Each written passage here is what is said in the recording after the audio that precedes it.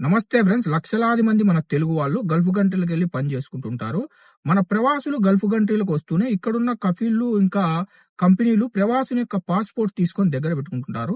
Gulf కంట్రీల్లో ప్రవాసుని యొక్క passport తీసుకొని దగ్గర పెట్టుకోవడం చట్టరీత్యా నేరం. అయినా కూడా ఇక్కడున్న కంపెనీలు ఇంకా కఫీల్లు ప్రవాసుని యొక్క పాస్‌పోర్ట్ తీసుకొని దగ్గర పెట్టుకోవడంతో ప్రవాసునికి ఎటువంటి స్వేచ్ఛ అనేది ఉండదు.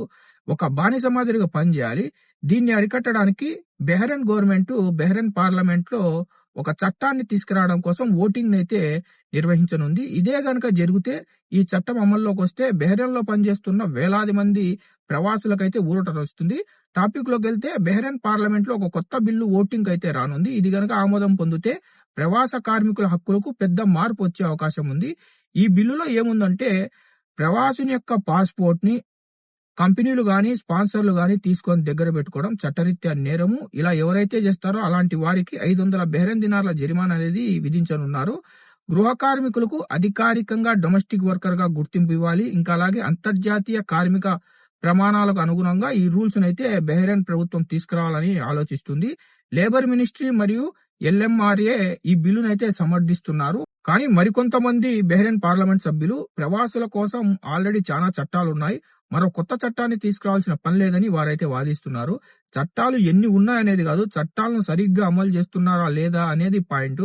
బెహ్రెన్‌లో లక్షలాది మంది ప్రవాస కార్మికులైతే పనిచేస్తున్నారు. వారి స్వేచ్ఛ, హక్కు, భద్రత ఇవన్నీ ఈ చట్టంలో నేరుగా సంబంధం కలిగైతే ఉంటుంది.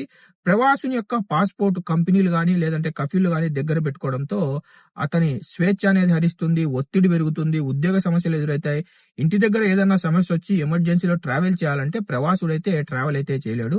మొత్తానికి ఈ కొత్త బిల్లు అమల్లో గనక వస్తే బెహ్రెన్‌లో పనిచేస్తున్న వేలాది మంది ప్రవాసులకు స్వేచ్ఛ అనేది లభిస్తుంది. ఇది కేవలం ఒక చట్టం కాదు, బెహ్రెన్‌లో పనిచేస్తున్న వేలాది మంది ప్రవాసుల జీవితాన్ని డైరెక్ట్ గా ప్రభావితం చేసే ఒక పెద్ద నిర్ణయం అని చెప్పుకోవచ్చు.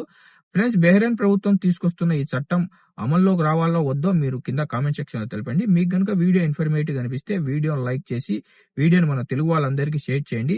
ఎలాంటి ఇన్ఫర్మేటివ్ వీడియోస్ మీరు మిస్ కాకుండా చూడాలనుకుంటే మన గల్ఫ్ ఎక్స్పర్ట్ తెలుగు ఛానల్ ని సబ్స్క్రైబ్ చేసుకుని బెల్ బటన్ ఆన్లో పెట్టుకోండి.